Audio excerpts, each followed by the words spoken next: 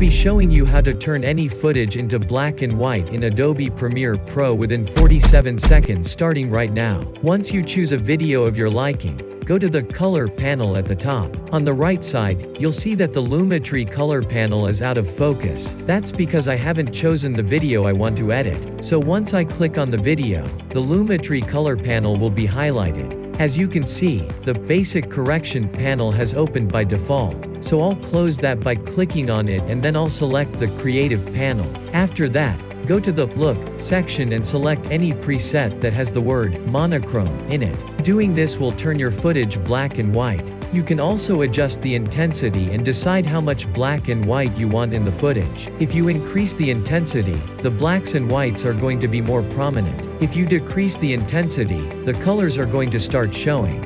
If there's anything else you want to learn, let me know in the comments below. If you found value in this video, make sure to like this video and subscribe to my channel. Turn on your notifications so that you won't miss any videos like this. For more tutorials like this, check out the playlist shown on the left side. Contact me if you need video editing services, and I'll see you in the next video.